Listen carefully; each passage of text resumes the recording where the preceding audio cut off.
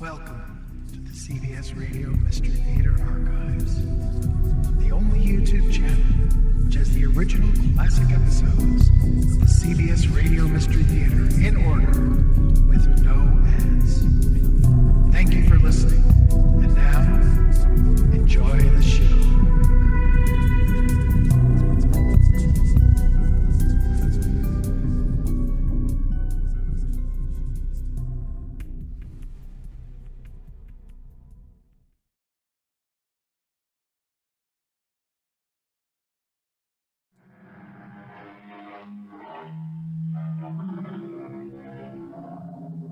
Come in.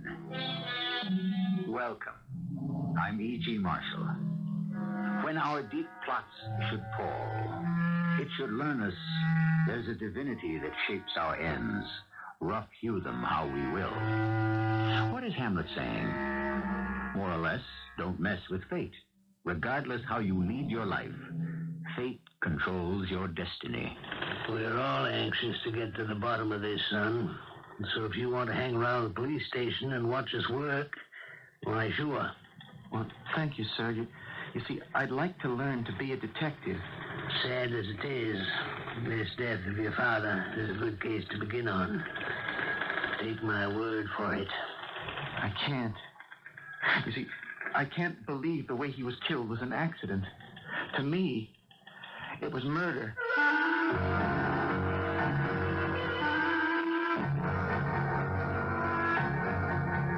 Mystery drama The Beast was adapted from a story by Edith Horton, especially for Mystery Theater by James Agate, Jr., and stars Norman Rose and Robert Dryden. I'll be back shortly with Act One. There are those who marry for love. There are those who marry for money.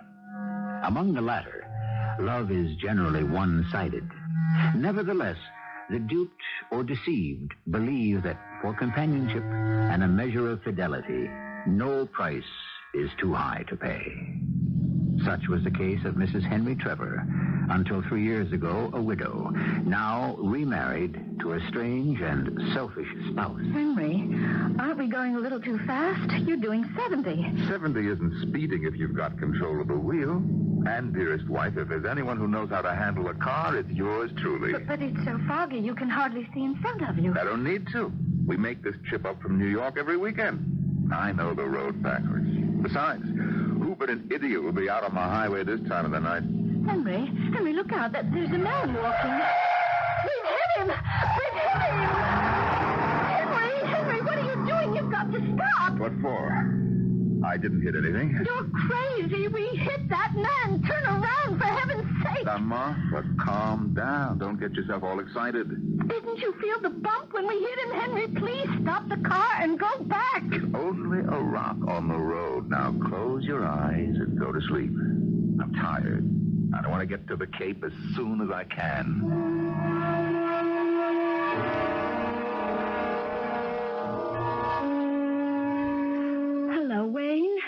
Is that you? Yes, Martha. When you dial my number, you always get me. Well, what's up? Henry asked me to call you and ask if you'd like to come up to the Cape for the weekend. This weekend? You've got to come, Wayne. You sound mighty serious. Laugh a little, Martha. It's no laughing matter. I mean it. Please come. I tell you what. I'll be in Boston Saturday, and I'll come up Sunday and stay over, okay? Yes. I tell you what. I'll be in Boston Saturday, and I'll come up Sunday and stay over, okay? Yes. Anything would be better than nothing. Martha, you know how I feel about you. We've been friends for a long time, but I cannot come before Sunday. It'll have to do. I guess I can hang on till then. You sound upset. I am, Wayne. Terribly upset. I'm just about at the end of my rope with Henry. Don't fail me. Be here Sunday. Of course I will. And try to bear up, Martha.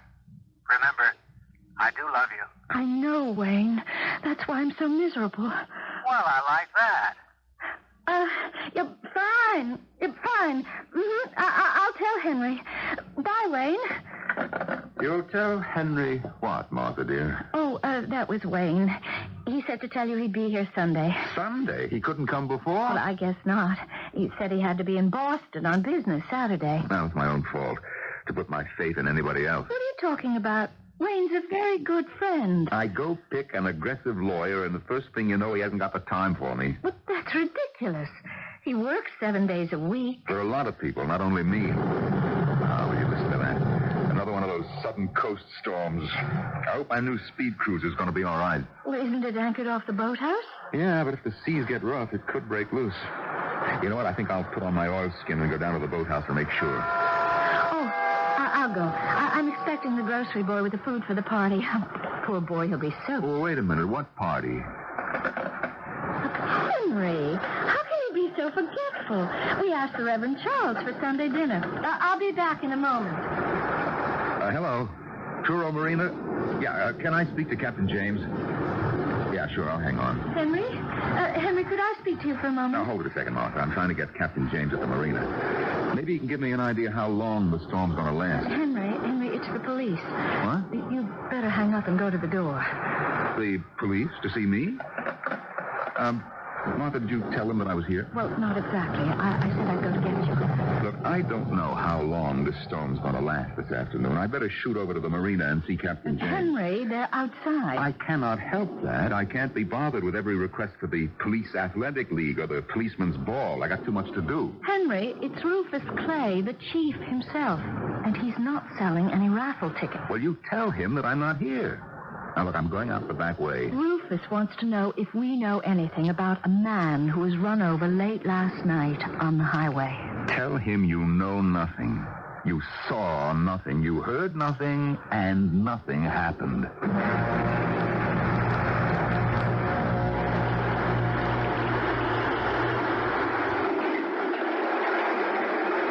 Oh, Henry. Mind if I join you in your garage? I'd like to get in out of the rain. Oh, hi, Rufus. What you doing? Closing down your car inside your garage? Why don't you just back it out and let the rain take care of it? No kidding. It's coming hard, is it? Oh, cats and dogs. I didn't expect to find you here. Martha said you'd gone to the marina. Say, Henry, would you mind turning off the hose for a moment? Huh? Oh, sure. I just been inside talking to Martha. You know, Rufus, when you hose down the front end of a car, if you don't wipe the chrome dry right away, she gets awful spotty. You ought to use a clean rag. Huh? I thought this was clean. No, spots all over it.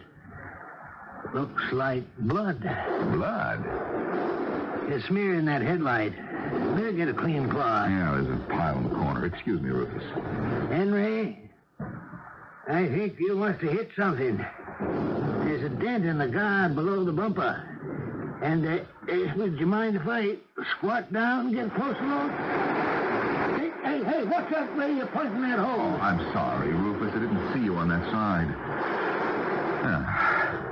What was it you wanted to ask me about, anyway? I wanted to ask you a question, Henry. But I think I know the answer.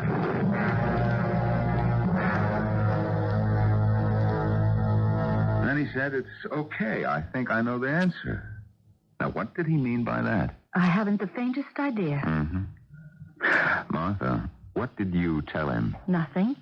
You said to tell him nothing. He wanted to know where you were. I said you'd gone to the marina. And what did Rufus say? He said, which way did he go? I said, I don't know. He said, when did he leave? Oh, boy, that Rufus. I said, a couple of hours ago. I lied and lied for you. And he said, did he walk? So what could I say? I didn't know what to say. I said, yes, I think so. And he said, is your garage door open? I said, I guess so. And he said, well, I better go have a look. And that was that. Well, he must think there's something. Did he find anything? What are you talking about? Henry, you know. Are you saying did he find evidence that I ran over someone? No, he didn't, because there was no evidence. Because I didn't run over anyone. Now, will you just put it out of your mind? It didn't happen. If you say so. Oh, I've got enough problems without having to be concerned with dummies who wander around in the fog. It was a rock we hit, you understand? A rock, a dog, a deer. In the larger scheme of things, these things are insignificant.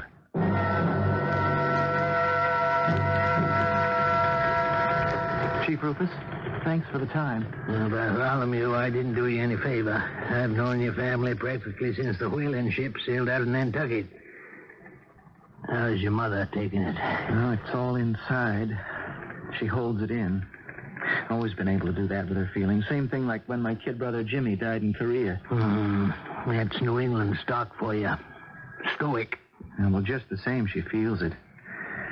She's crushed. I know it. 30 years married and never a bad word between my dad and Mom. And Dad, the most wonderful person anyone could know. Best people leave us too soon. And so unnecessary. By some crazy jerk speeding in the fog. Yeah, we'll get him. And he can't get far. The medical examiner said it happened between 2 and 3 o'clock in the morning. The road out here doesn't go anywhere but to the ocean. To get out past North Truro, you can only go as far as Provincetown. So, whoever it was, wasn't going through. He either lives here or was visiting. Well, I know you've been out a lot because I've been trying to get you. House to house and all the way. Police detection is 99% legwork. Now, why doesn't he come forward? Hit and run, hit and hide. If I ever locate who ran my father down in cold blood, I don't know what I'd do. Maybe someone will come forward. Maybe, maybe not. How can I help?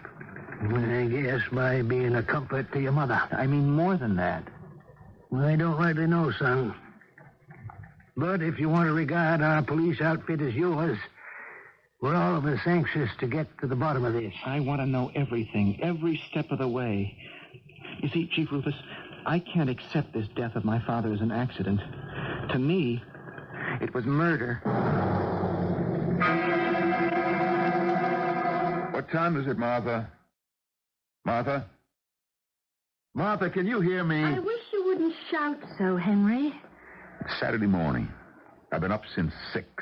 What time is Wayne getting here? I told you. He said not before tomorrow, Sunday. Why are you so touchy? You've come up here for a nice, quiet weekend. I haven't got time for quiet weekends. Oh, look, honey, I'm sorry, but I got so much on my mind. So you said. What time is it? 8 o'clock. I keep hoping maybe Wayne will show up. He knows I need him. Boston is practically next door. I'm sure as soon as he can, he'll get here. Wait a minute. Wasn't that a car that drove up? No, I didn't hear it. Well, I did. I bet that's him. Hello? Hello? Are you Henry Trevor? Yeah. What's your name? Bartholomew Gates. Oh. Well, what did you want to see me about? Do you have more than one car? Yeah, I do. 2, 3? Look, what is this all about, young man? A survey? I guess you could call it that. We have 3 cars, as a matter of fact. One's in town, New York. A smaller car, my wife's, is being serviced, so there's only one in the garage, okay? Now, look, I'm very busy, so if you don't mind... I do mind. What did you say? I said I do mind. And I'm going to take a look at your car. Now, where's the garage? Now, you listen, I don't know you, and I have no intention of showing you anything. Now, you get out of here. Mr. Trevor, don't mess around with me. Show me your car. The devil I will. Look, I give you 1 minute. If you're not out of here, I call the police. Hey, wait a minute. What's that? A revolver. Is this a holdup? Now, you show me your car, and no one will get hurt. Will you put it down? Sure, I will. I hope you know what you're doing. I know what I'm doing. I mean the way you're waving it around. I've done target practice, Mr. Trevor. I learned about guns from my brother. He died in Korea. He had one rule, Mr. Trevor. If you see the enemy, shoot him.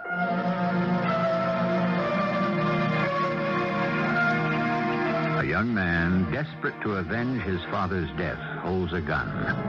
A wife, trapped in an unhappy marriage, tries to take hold of herself. Advice now from Hamlet again. Patience, forbearance. Let Hercules himself do what he may. The cat will mew, and the dog will have his day. I shall return shortly with Act 2.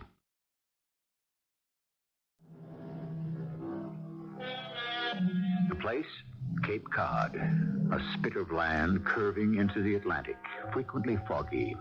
The time, late Sunday. The people, Henry and Martha Trevor, and their dinner guests, a clergyman and an attorney. I wish the Reverend Charles didn't have to leave so soon after we finished dinner. I thought he was fun. What did you think of our local minister, Wayne? Well, I kind of liked him.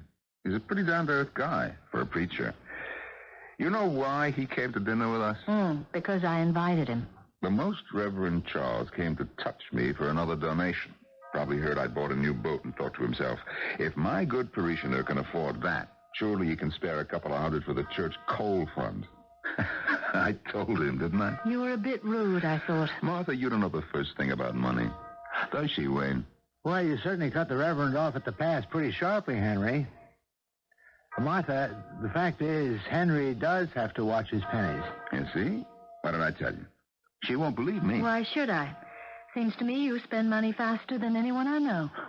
She's got you there, Henry. Wait a minute, whose side are you on? Look at this house. 15 rooms for 2 people. It's 9 o'clock.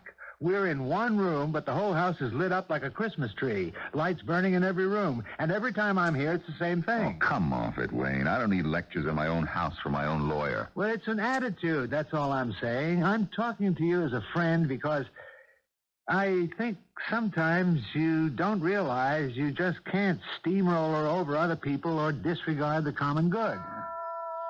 And who do you suppose that is at this time of the night? I'll have a look. Martha, dig out the good brandy for Wayne. You know what he likes. Wayne, I apologize for his behavior. This was one of the most embarrassing evenings I've ever spent. Henry throwing his weight around. I don't know what the Reverend Charles must have thought. I'm sorry I lost my temper with him. I should be apologizing to you. Oh, he gets worse and worse. And that accident. What accident? A man was run over on Route 6 the night before last. So that's why they stopped me this afternoon. Who stopped you? The police.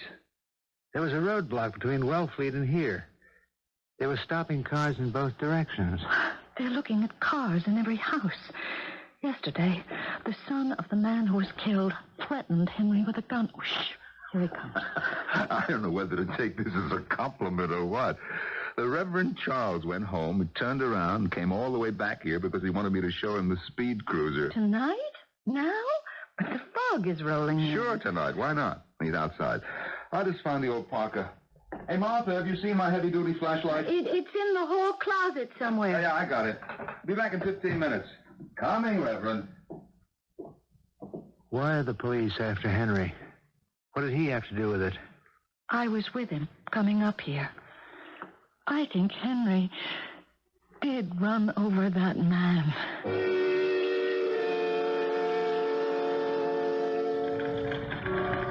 Bartholomew, what you did yesterday was not an authorized police method. I can't condone it. Well, the gun wasn't loaded, sir. I had to take a look in that garage myself. The police business is the exercise of logic. Don't jump to conclusions. There are cars with dents and broken headlights and smashed fenders all over the area. I've been to several houses in the last 2 days where the car was damaged. Well, what would you say this was? I found it in the corner of Trevor's garage. Some old rag. Why? I think it's part of a jacket. Same weave, same color, a jacket of Dad's. Now, couldn't this have been torn from a sleeve? Hey, you're getting to be quite a detective. What are you going to do about it? What would you recommend? Well, see if it could be matched up with what Dad was wearing. Okay. We'll do just that. Yes, Sergeant, where are you? Uh-huh. Mm-hmm. I'll be here when you bring him in. Bill Hawley just picked up a man weaving and speeding down the highway. When he frisked him, he had a wallet on him. Your dad's. What? He's bringing him in for questioning.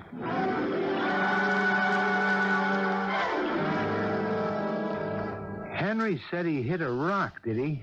That's what he said. I didn't actually see anyone fall, just a horrible, sickening bump. I don't know what to tell you. Whether to believe in your husband or not. He's in enough trouble as it is. Is it money again? I'm afraid so. That's why he wanted you to come over. Yes. I don't know if I can help him. Is it that bad? Well, I don't know where to begin. He'll be back soon. What time is it? Shall we meet in an hour and a half from now, say midnight? Yes. Same place? Yes. I'll tell you all about it then. Oh, I think that's him at the front door. Well, I suppose I should thank the Lord he didn't hit me again for a donation. Did the Reverend Charles like your boat? He said so. We stood by the boathouse. You couldn't really see it in the dark and the fog so thick. Hey, Martha, what's the matter with you? Where's Wayne's brandy? I guess I forgot. I'm going to bed. I'm awfully tired. You going back to the city in the morning, Wayne? No, I've got to head back for Boston. We didn't finish Saturday. I'll be getting an early start. Well, you'll be gone before I'm up. Well, Wayne, it was lovely seeing you. I think the guest room's all set for you tonight. Hope you sleep well. You too, Martha. And thanks for a great dinner. Good night. Good night, Henry. Is there anything more you want to ask me about, Henry? Well, the heck of it is, Wayne. I don't know where all the money went to. Thanks for everything you've done. Henry, you're a big boy now. You've simply got to... Wait a minute. There is something that you can do for me. Tell Martha about the loan. Explain to her she's got to sign the note for it. Yeah, but I'm leaving first thing in the morning. We'll leave later. Talk to her at breakfast. Henry, you're impossible. I can't and I won't. You know, there are other people in the world besides you, people who are counting on me. Oh, I thought you were my friend. She'll take it from you. But I can't hang around until she gets up tomorrow. So I'll wake her. Hey, look, I have an idea. Look, take these keys to the cruiser. Take her out for a spin tomorrow morning as my guest. Breakfast on board, just you two. Now, you tell her to sign. And another thing, Wayne, don't tell her anything about the other business, about my mother's securities. Henry, I don't know how to say this, but you'd better get hold of yourself. You'd better take care. Oh, I am, Wayne. Like the man said, I'm taking care of number one.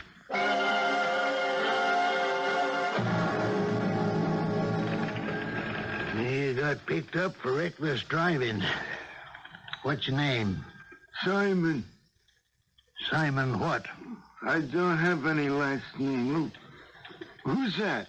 Well, that's a young man attached to our office. He's sitting in on this interrogation. Any objections? No. Okay, Simon, no last name. I want you to know your rights before you say anything.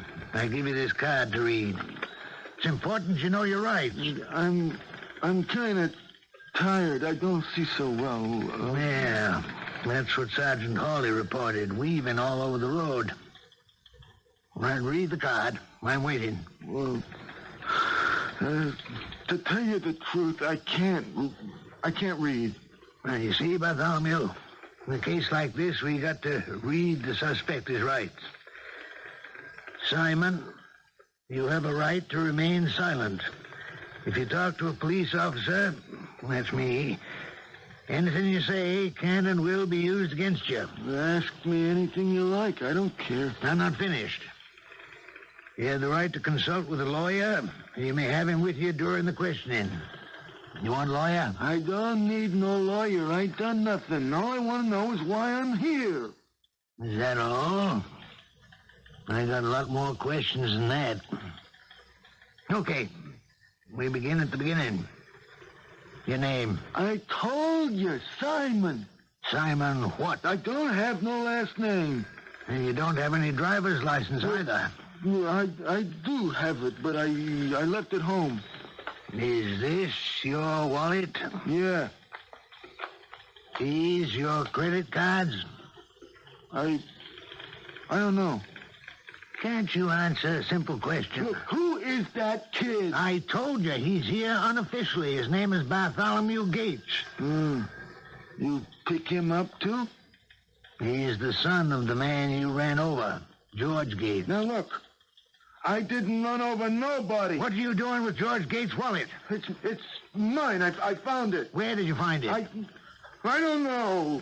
Somewhere, I forgot. When did you find it? Friday night. Where? I don't remember. Where did you find the wallet, Simon? I don't know. Friday night I was drunk. I don't remember. You don't remember. I suggest to you on Friday night it was real foggy. You were driving on Route 6, and all of a sudden there's a man walking. You don't see him. Your car hits him. Then, Simon, you stop your car, you go back to help him, and you see he's dead. But you're not so drunk, Simon, that you can't reach into his pocket and steal the dead man's wallet. Isn't that how it happened, Simon? Think it over.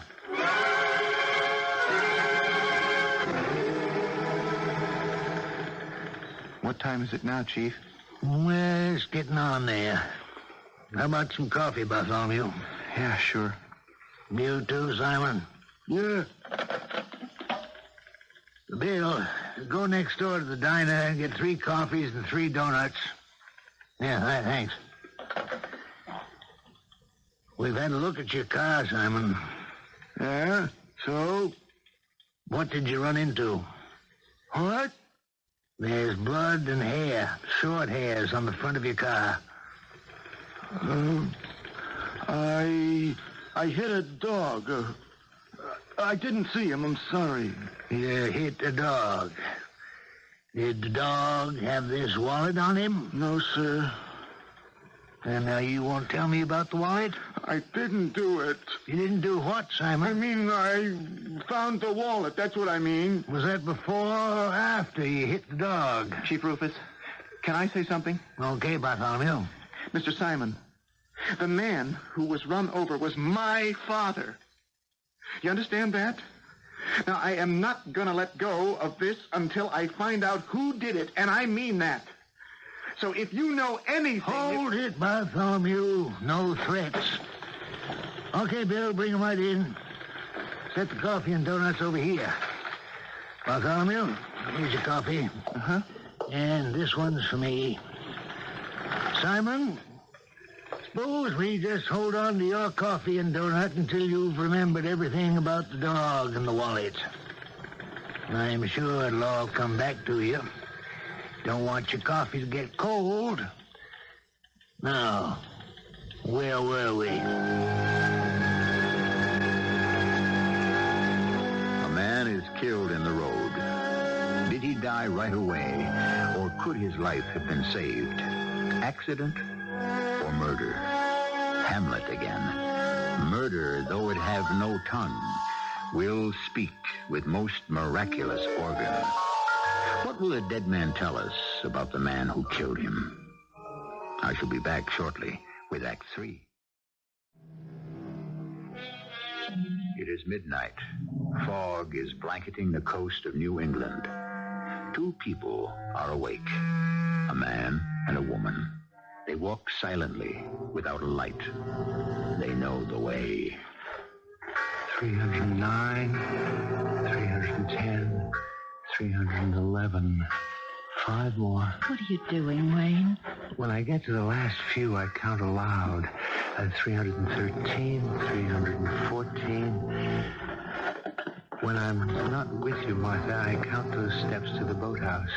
I know I'll be alone with you at step 315. Let me open the old door.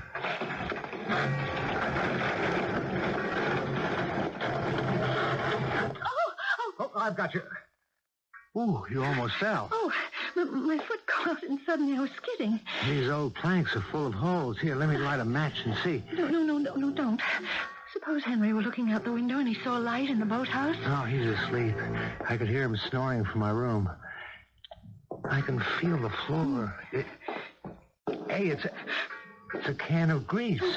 Must have been knocked over. I don't know why, but I'm very frightened tonight. Okay, let's walk carefully to the far end of the boathouse.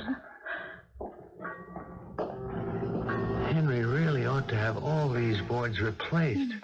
The floor planking is rotten and the water underneath us is very, very deep. I know it is. Sometimes, when I come down here with him, I wish... Shh. Let's not talk about him or think about him. Wayne, hold me close. Yes. You're trembling. I don't think the boathouse at night is as safe as it used to be. Why not? Nobody comes here after dark. Henry might. All he thinks of is his speed cruiser. What's that? Down this ladder to the water, there's a rowboat tied up. He uses it to row out to the cruiser. All right, now, careful. Walk along the edge. Mm-hmm. In the center, most of the planks are rotten. Here, hold on to me. We'll get to the bench and sit down. Tell me what it is. I mean about Henry. I will. In fact, Henry asked me to. He didn't want to tell you himself. He's gone through a sizable chunk of the money again. How? He says he doesn't know. Speculating, I guess. Oh, Martha, it was reckless of you to hand over half your inheritance when you got married. He's like a kid in a candy store. But you know why I did it. When we were married, I didn't want people to think he had nothing. I wanted half of it to be his. You're only half successful. He thinks it's all his. Oh, there are worse things. Much worse. What was it he wanted you to tell me? That you've got to sign another promissory note for $50,000. Is that all? For now. What did you mean there are worse things? You haven't noticed. Well, yes, I suppose I have. He's more and more selfish every time I see him. So self-centered. How awful. Well, then why don't you put an end to it? I don't know. I can't. What are you, hypnotized? Don't you know him for what he is? Yes, I do. Better than anyone, even you. All he cares about is himself, his food, his drinks, his possessions, his way. Always, it's got to be his way. I don't know him anymore. He's become an animal with no conscience whatsoever. A beast, no more. What's that? Oh, just a line from a play about a man very like Henry? Yes, I know him for what he is. Yes, I cannot bear to have him touch me, even to be near me. Well, then why? I can't go through with it again, that's why. I just can't start all over again a third time. Even with you, dearest Wayne, you forget. I was a widow and lonely, and Henry married me. Why didn't I know you then? Because it wasn't meant to be. Martha, take hold of your life. So you made a mistake. Save what's left. The real reason I came here today wasn't to hold Henry's hand, but to tell you you must take a step. I can't be your lawyer, but I can get you a very good one. Oh, don't talk that way. No, I can't. Neither can I, Martha. I can't go on and on seeing you like this occasionally, surreptitiously. Then you must stop. Like that? Can you? If I have to. Here we sit in the dark. I can't even see your face. I'm supposed to take you out in his boat tomorrow morning and get you to sign that note. And then... how can I leave you here with him? There's only one answer. What's that? I could be free if he would die.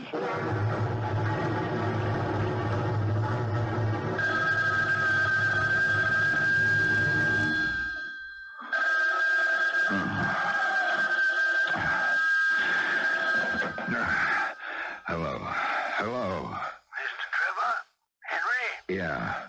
Hey, who is that? Is that you, Rufus Clay? I'm sorry to wake you up, but I got something very important to tell you. I'd like to come over. Now, in the middle of the night? The whole house is asleep. Can't it wait? I don't think so. Look, why don't you tell me over the phone?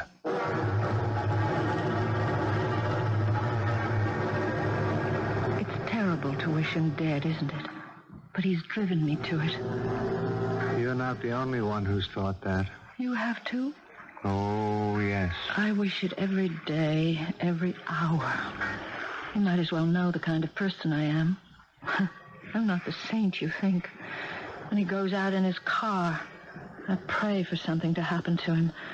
I read the death notices in the paper, and I think, why not? So-and-so was his age. Maybe that's why I bought him that boat. Oh, no, Martha. Oh, yes. I can even take his pretense that it was all his idea, that it came out of his pocket. If that boat serves its purpose. I don't want to hear you talk like this. I pray every day he'll take it out to sea, hit some rock or submerged wreck, and that'll be the end. But it won't happen. Well, people do die. The wrong people. Look how he ran over that poor man in the road Friday night. He won't be found out. It's hopeless. He's coming. What? You sure? Can you see that far up the path? I see his flashlight. It's headed this way. But why? It's his boat. He's coming down to check on it. Well, is there time to get up the path and hide behind something? No. He's getting closer every second. Wayne, climb down that ladder thing and get into the rowboat. Row it away. He'll find us otherwise. I do, and let him find you? And what are you doing here? I'm his wife. I came down because I was worried about the cruiser, too. He'll believe me. Wayne, hide. I'm not going. I can face him. He'll kill you. Martha? Are you in the boathouse? Martha? I've been looking for you. Is there someone else in here? I thought I heard. Oh, Martha. It is you. I looked in your room. The bed was unmade. What are you doing down here? I could ask the same of you, Henry. Don't shine that flashlight in my eyes. You know what woke me up? The telephone. It was Rufus. They picked up some old bum who had blood on his car, and they're holding him. They found the dead man's wallet on him. Now, isn't that criminal? Nobody's safe walking a country road anymore. Imagine that, running a man down and leaving him. Anyway, the sea's getting rough, so I think I'll row myself out and make sure about the anchor cable and the lines. Now, if you hold the flashlight, Martha, I'll get myself down the ladder. Here. Okay. Hold it steady. Hey, what happened? You dropped the flashlight. Now look what you've done. Oh, my goodness, it's pitch black in here. You're so stupid. Maybe I can find it. I get down on my hands and knees. What is this? Pair of shoes. Feet. Hey, who are you? There's someone standing here. Hello, Henry. Bartholomew, I think we'll call it a night. But you never got that bum to admit anything. No. But we've come to where questioning ends and science begins. You'll learn that if you do go into police work. Tomorrow, in the daylight, we'll examine his car microscopically right down to the tires. Why don't you just bring him back to the very spot where he ran over my father? Well, we may, but I'm not sure. About what? You see, it could have happened the way he tells it. This Simon character could have found your dad lying there after he'd been hit by someone else. And he could have thought he was a bum, asleep on the side of the road, and lifted his wallet. Is that a sample of police detection? It's deductive reasoning. Maybe so. But that's not the way I figure it. Oh?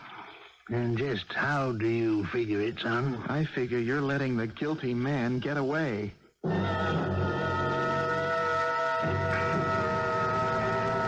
Isn't this interesting? You, Wayne, and Martha alone down here in the boathouse.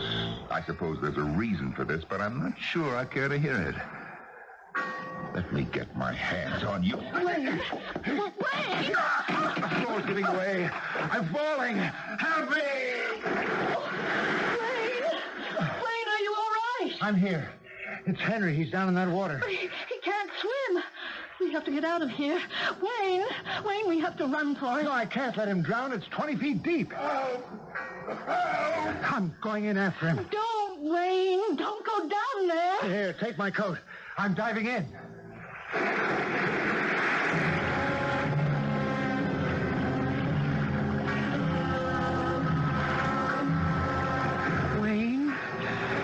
Wayne, darling.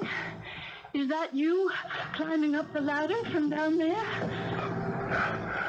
It's not him. Henry, where is Wayne? I can't find him. He's not found. He pulled me to the ladder, and when I started up, he somehow fell back into the water. I didn't push him. And then he was gone. He must have hit his head on the rowboat. That's all I can figure. And, that was the last I saw of him. We can't leave him down there. Let me down this ladder, please, Henry. It's no use. Wayne's gone. He's drowned.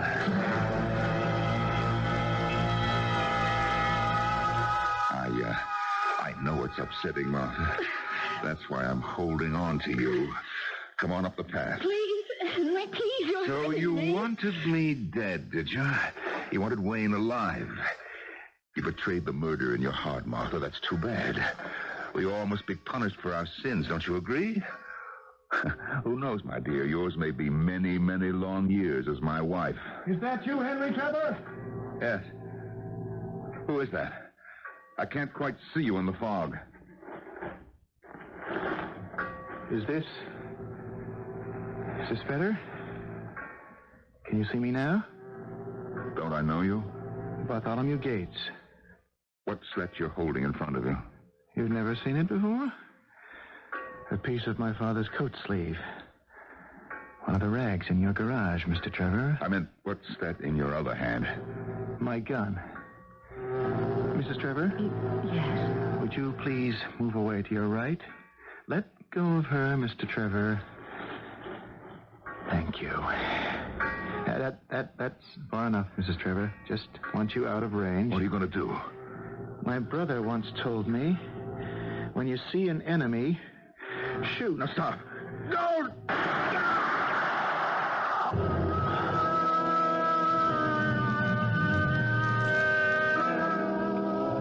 Was it inevitable that Henry Trevor should die?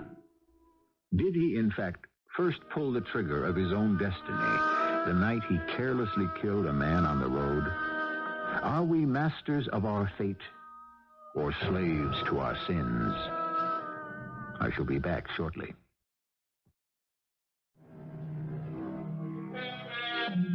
To conclude, may I leave you with a question asked by Hamlet. What is a man if the chief good and market of his time be but to sleep and feed? A beast, no more. Hamlet might have been describing Henry Trevor. A beast, no more. Our cast included Norman Rose, Robert Dryden, Russell Horton, and Carol Teitel. The entire production was under the direction of Hyman Brown. I hope you enjoyed this episode of CBS Radio Mystery Theater. If you've enjoyed this and want to hear more,